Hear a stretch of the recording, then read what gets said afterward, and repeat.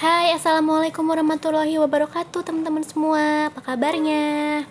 Seperti biasa, hari ini aku mau share video rutinitas aku sebagai ibu rumah tangga. Tapi kali ini agak beda.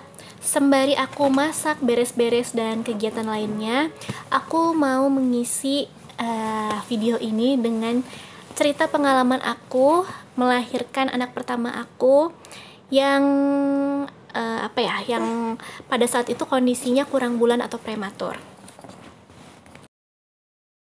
Pada saat itu tuh seharusnya anak aku tuh HPL-nya di awal Mei, tapi dia tuh lahirnya di awal April. Nah, berat badan anak aku tuh pada saat itu pas lahir tuh 2,15 kilo dengan tinggi badannya itu 45 cm. Waktu sebelumnya itu H-1 sebelum lahiran, jadi aku tuh sempat ke dokter baru karena dokter yang sering aku kontrol itu aku tuh agak sedikit kecewa ya, karena dokternya tuh nggak ngasih tahu aku kalau anaknya ini tuh berat badannya kurang di dalam kandungan. Jadi waktu itu tuh pada masa 35 berapa ya, kondisi kandungan 34-35 minggu tuh anak aku tuh masih 2,5an 2,5 kilo diprediksi berat badannya, dan aku tuh nggak ada disuruh untuk tes lab sebagai untuk ibunya gitu. Jadi kayaknya tuh dokternya tuh bahasa Sundanya mah rusuh gitu, apa ya bahasa Indonesianya, buru-buru buat ngelayanin pasiennya, mungkin karena banyak. Kalau dulu tuh dokter itu tuh bagus ya teman-teman ya, pengalaman keluarga tuh memang kesini karena mungkin banyak pasiennya, jadi dokternya tuh agak sedikit rurusuhan gitu kalau bahasa Sundanya untuk menangani pasien. Jadi aku tuh mencoba untuk pindah ke dokter yang lain. Nah, di dokter ini tuh pas H-1 sebenarnya aku ada beberapa dokter lagi sebelumnya. Aku cobain dokter yang lain, cuman pas aku ceritain H-1-nya aja ya. H-1-nya tuh aku tuh cobain ke dokter yang baru. Kita tuh sebenarnya galau mau lahiran di mana, dokter mana, karena masih belum ada yang cocok. Jadi aku coba nih ke dokter baru ini. Nah, di dokter baru ini tuh aku tuh dicek posisi anak aku. Jadi aku nggak tahu deh bahasa kedokterannya apa. Jadi si dokternya tuh memasukkan jarinya ke vagina untuk langsung ngeraba gitu, kepala anak tuh gimana nih posisinya. Kondisinya tuh kepala anak aku sudah di bawah tapi masih menghadap ke perut gitu. Nah, kata dokternya kalau misalnya menghadap ke perut itu bukan posisi yang ideal. Jadi mudah-mudahan aja nanti pas udah mau mendekati lahiran posisinya tuh udah menghadap ke punggung gitu ya, di bawah, dan wajah anaknya tuh menghadap ke punggung. Nah, udahlah kita pulang. Aku inget banget waktu itu pas pulang tuh kita beli capcay, kita makan dulu capcay enak gitu ya. Nah, pas udah mau tidur itu sekitar jam 10, jam 11-annya itu aku tuh ngerasa mules-mules gitu loh teman-teman.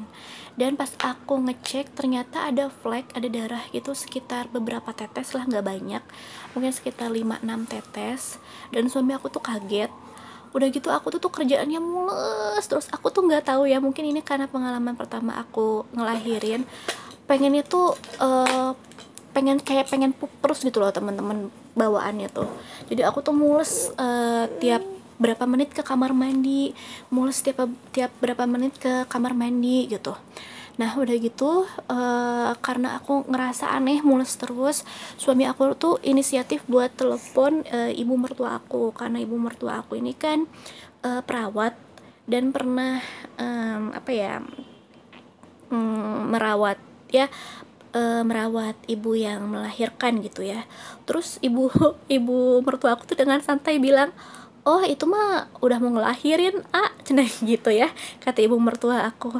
Mungkin ibu mertua aku tuh nggak ngeh kalau aku tuh belum saatnya lahiran. Nah, jam 11 itu ya kondisinya, sampai jam 1 itu aku tuh mules terus teman-teman ya. Kerjaannya tuh setiap 10 menit sekali tuh mules, dan aku tuh nggak tahan, mulesnya makin jadi. Dan gak bisa, aku tuh bilang sama suami aku nggak bisa tidur, ini tuh nggak bisa ditahan sakitnya gitu. Ya udah, pada saat itu kita pesen Grab ya teman-teman, Grab Grab apa Grab atau Gokar lah ya, sama aja. Em, dan suami aku juga bawa tas seadanya yang isinya tuh baru baju-baju aku doang. Jadi aku tuh belum nyiapin hospital bag ya teman-teman. Jadi buat teman-teman tuh penting banget buat nyiapin hospital bag sedini mungkin sekitar 7 bulan usia kandungannya teman-teman, jangan sampai kayak aku. Nah, singkat cerita kita pergilah ke rumah sakit. Waktu itu kita pergi ke rumah sakit yang klinik yang tadi ya, maksudnya kan karena ini udah jam 1, artinya udah kemarin lah ya, yang kemarin aku datangin. Udah gitu kita pas sampai itu kan gak ada dokter ya teman-teman, di sana tuh yang ada tuh cuman bidan yang jaga, yang piket. Dan kita tuh ke bidan itu pas ditanya usia kandungannya berapa, kata bidannya 34 35 dok. Duh, ini mah belum waktunya lahiran gitu ya, coba deh kita periksa. Nah, pas sama dokter periksa, ternyata udah pembukaan 2 teman-teman. Kaget dong kita, hah, udah mau lahiran nih beneran gitu ya. Udah gitu kata dokternya, aduh kalau misalnya kayak gini mah kita nggak bisa nih, karena di klinik kita nggak ada ruangan NICU katanya gitu, lebih baik ke rumah sakit aja katanya gitu ya. Nah udah gitu, alhasil kita ke rumah sakit terdekat nih teman-teman. Kita waktu itu ke Santo Yusuf. Nah di Santo Yusuf itu tuh udah jam berapa ya, udah jam 2. Aku tuh udah bener-bener kayak 5 menit sekali deh. Kalau misalnya kata orang mungkin masih pembukaan 2 tuh masih mungkin apa ya, masih sejam sekali, kayak sejam sekali atau mungkin setengah jam sekali. Tapi aku tuh dari awal tuh udah 10 menit sekali gitu loh teman-teman. Dan pas pembukaan 3 itu udah kayak 5 menit sekali, intens banget simulasnya. Nah di Santo Yusuf kembali lagi ya, di Santo Yusuf itu aku tuh di ruang UGD, diarahin ke UGD dan diperiksa sama entah itu apa ya, entah itu bidan atau suster, dan itu masih pembukaan 2. Tapi mereka tuh bilang di kita tuh nggak ada NICU untuk menangani kelahiran yang prematur gitu ya, takutnya harus masuk NICU atau apa. Nah udah gitu suami aku tuh udah kalap di situ, kayaknya dia udah bingung banget.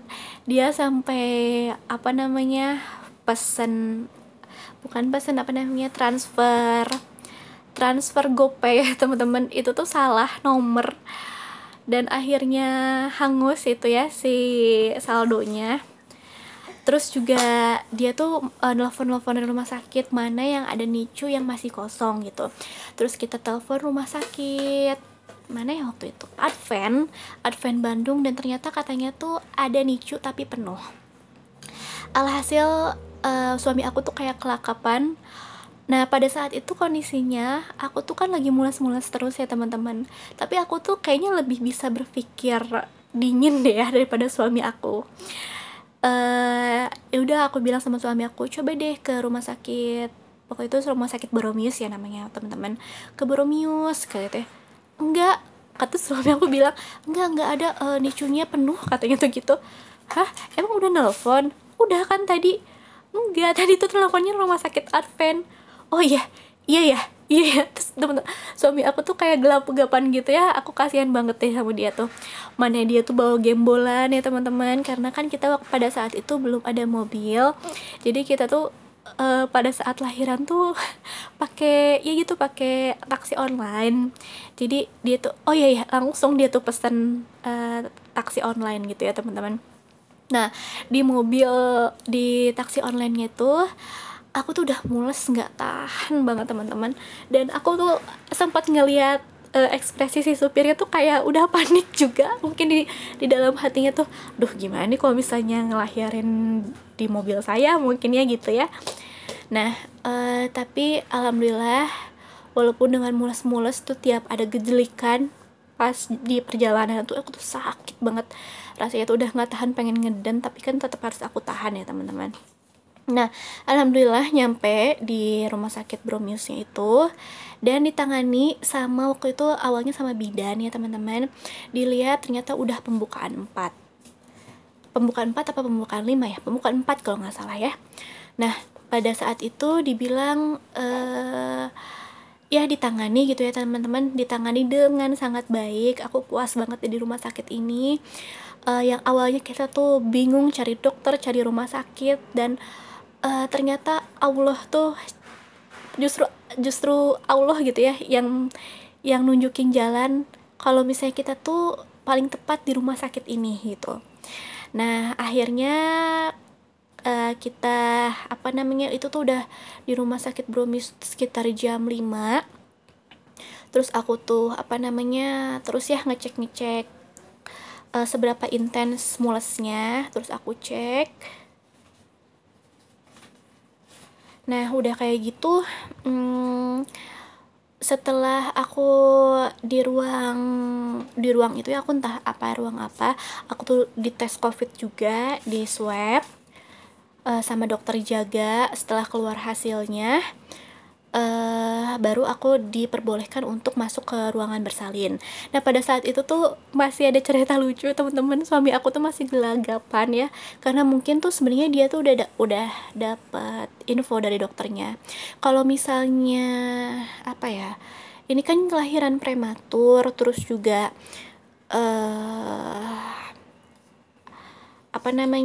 takutnya agak susah karena kondisi bayinya itu kan menghadap perut, jadi kurang ideal bisa sebenarnya, tapi kurang ideal. Nah, kalau misalnya dalam kondisi kayak gini, jaga-jaga ya Pak, kata dokternya, kalau misalnya kita harus melakukan tindakan operasi gitu.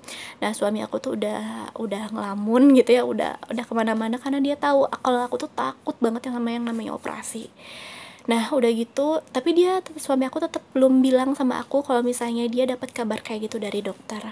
Nah, dia tuh masuk lagi ke ruangan gitu ya, sebelum ruangan bersalin itu, dan nanya sama aku, gimana nih, kabarin ibu nggak, kabarin ibu dulu nggak sekarang, katanya gitu. Maksudnya ibu aku ya. Aduh, aku tuh udah, terserah deh, nggak tahu ya, telepon aja gitu ya, karena aku tuh udah nggak bisa mikir, karena kita tuh nggak ada yang tahu sama sekali teman-teman keluarga tuh. Orang tua dia tuh tadi, orang tua dia baru dikabarin tuh kalau misalnya ya aku mules-mules, tapi nggak tahu kalau aku bakal lahiran hari ini gitu ya teman-teman. Jadi kita tuh cuman berdua, bener-bener berdua gitu ya, nggak ada kendaraan. Kita suami aku gembol tas yang besar gitu ya. Masya Allah, kalau inget kejadian itu tuh aku tuh berkesan banget gitu ya teman-teman ya. Nah, alhamdulillah waktu itu sekitar jam 7 pagi, setelah suami aku ngabarin keluarga, tetap keluarga juga walaupun ya sayang, tetap keluarga juga ya teman-teman, walaupun kita kabarin, kita kasih tahu juga kalau misalnya nggak bisa nih ditungguin, cuman ada satu orang yang bisa mendampingi ibu melahirkan gitu ya, karena pada saat itu kan 2021 COVID masih tinggi ya teman-teman, dan pandemi itu masih merajalela. Nah, waktu itu jam 7 aku udah masuk ke ruang persalinan. Enak banget, ruang persalinannya tuh luas, bersih, wangi, dan banyak banget alat-alat untuk mendukung ibunya itu cepat kontraksi ya, kayak misalnya gimbal dan lain-lain gitu. Enak banget deh, cozy banget tempatnya. Nah, pada saat itu tuh ada adik-adik aku dan tante aku nengok ke rumah sakit, dan juga nenek aku nengok ke rumah sakit, tapi nggak bisa masuk sama sekali. Jadi mereka tuh nungguin di luar, dan juga ada kakak ipar aku ngebawain baju bayi teman-teman. Jadi baju bayinya tuh baru dibawain sama kakak ipar aku, disiapin sama mama mertua aku. Kalau untuk orang tua kita ya, kalau mama mertua sama bapak mertua aku tuh nggak bisa datang, karena kan mama mertua tuh jagain bapak mertua, karena bapak mertua aku tuh kan stroke ya, nggak bisa jalan. Nah, sedangkan orang tua aku tuh 2 hari yang lalunya tuh baru aja balik ke Bogor, karena pada saat itu ayahku tuh kerjanya di Bogor, jadi nggak bisa langsung cepet ke Bandung gitu ya teman-teman. Nah pada saat itu juga kakak ipar tuh bawa makanannya buat suami aku, mungkin pasti mereka tuh mikirnya bakal lupa makan gitu suamiku tuh. Nah jam 7 tuh mereka datang, suami aku ngambil baju bayi di kakak ipar aku, dan aku tuh marah-marah sama suami aku tuh, ngapain sih di luar lama-lama banget, aku bilang gitu. Ini sakit, temenin, kata aku tuh nggak bisa. Aku tuh agak-agak cranky ya pada saat itu karena bener-bener mules teman-teman. Intensitasnya tuh mungkin 2 menit sekali. Jangan keluar, aku bilang, minta ditemenin, maksudnya gitu. Iya tadi tuh lagi ngobrol sama nenek, katanya tuh. Nenek aku ya teman-teman, sama nenek, sama adik-adik, sama teteh, kakak ipar aku maksudnya. Pada nanyain gimana kondisinya. Ya udah gitu. Nah pada saat itu aku udah bilang mules banget gitu ya sama suamiku tuh, nggak tahan, udah pengen ngeden banget. Nah pas diperiksa sama sama bidannya tuh baru pembukaan 7 ya, tapi itu udah mulesnya udah, aduh nggak ketahan-tahan deh beneran ya teman-teman ya. Nah udah gitu 5 menit lagi aku minta diperiksa lagi karena udah nggak tahan, ternyata udah pembukaan 8. Terus 5 menit lagi aku minta diperiksa, ternyata udah pembukaan 9. Nah udah pembukaan 9 itu aku tuh udah apa ya, udah gak tahan aku, walaupun tahu sebenarnya nggak boleh teriak-teriak karena nanti takut takut tenaganya habis waktu ngeden, tapi aku nggak tahan, aku tuh jadi teriak gitu ya, bener-bener nggak tahan teman-teman. Jadi aku tuh teriak, aduh gitu, dokter tolong, ini udah nggak bisa, pengen ngeden. Ya udah, pas walaupun pembukaan 9, si dokternya tuh udah jadi nungguin aku loh teman-teman. Masya Allah ya, aku dapet dokter yang bener-bener aku tuh ditungguin banget. Dari pas aku awal masuk ruang persalinan tuh, dokter tuh bener-bener ngelihat aku terus, jadi ngeobservasi aku terus, mantau aku terus. Dan dokternya tuh bener-bener baik, bener-bener ngurusin, gak judes sama sekali, bener-bener ramah gitu dok teman-teman. Sebelumnya aku bingung banget mau cari dokter yang kayak gimana, di mana, dokter siapa, dan secara tidak sengaja ya, ini tuh pasti Allah yang ngarahin aku untuk ke dokter ini, dan aku tuh bener-bener cocok dan ngerasa nyaman sama dokter ini. Nah udah gitu akhirnya jam 8 kurang dokternya tuh masuk, dan ternyata dokternya bilang, oh ya ini udah bisa lahiran. Karena ketuban aku tuh air ketubannya tuh pecah duluan teman-teman. Nah dokternya bilang, Bu, ini kita udah bisa lahiran ya,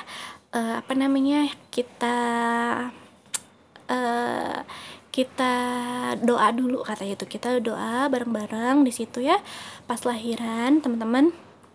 Nah sehabis itu aku diajarin gimana caranya ngeden. Sebenarnya aku udah pelajarin, cuman kan di sana aku diajarin lagi ya, dengan nggak boleh tutup mata ya. Terus juga aku posisinya tuh kayak harus agak sedikit ngangkat gitu badannya, biar bisa ada tenaganya.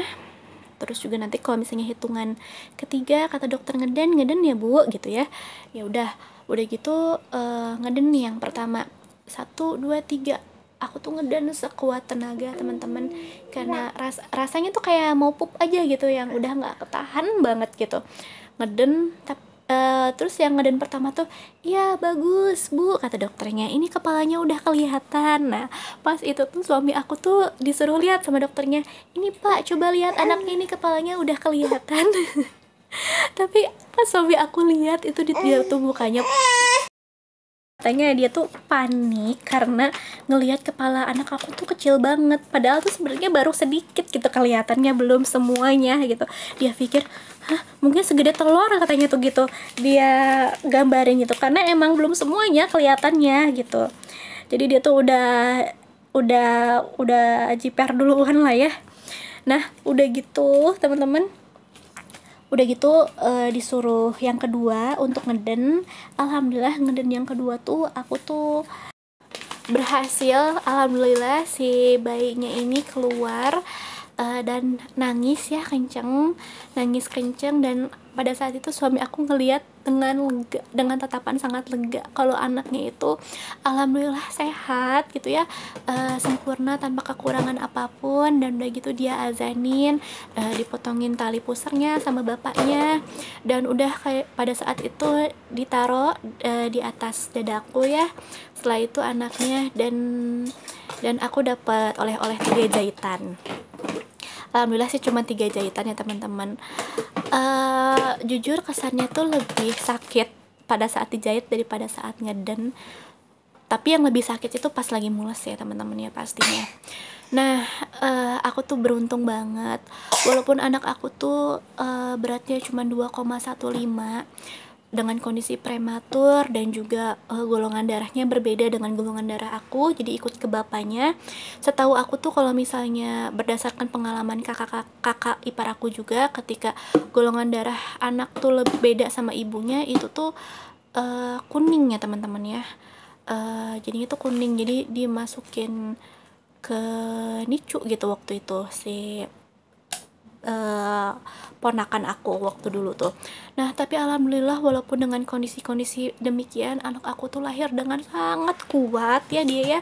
Mencari jalan lahirnya juga dia tuh pinter, juga dia tuh nggak masuk NICU sama sekali teman-teman walaupun kayak gitu ya. Dan kata suster di ruangan bayi itu, walaupun anakku ini paling kecil, paling ya kecil lah ya 2,1 kilo, tapi dia tuh paling aktif, paling lincah, dan paling sering banget lapar. Sampai aku tuh sempet dimarahin sama susternya, "Bu, ini anaknya haus terus, lapar terus, disusuin aja terus," katanya gitu.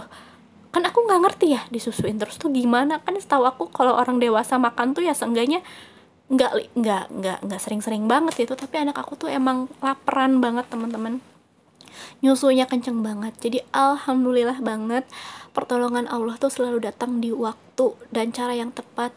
Dari mulai aku bingung cari rumah sakit, cari dokter, mau di mana, nanti gimana, karena aku tuh toleransi terhadap rasa sakitnya tuh rendah banget. Jadi aku tuh takut banget buat ngadepin lahiran ini. Tapi ternyata aku dapet tim dokter, di situ juga kalau nggak salah ya ada psikolognya, yang ngedampingin aku biar aku tuh afirmasinya selalu positif. Ya kalau nggak salah sih psikolog ya, aku juga kurang tahu, tapi aku dengar sih itu psikolog. Nah, selalu afirmasinya positif sehingga minim trauma gitu loh teman-teman.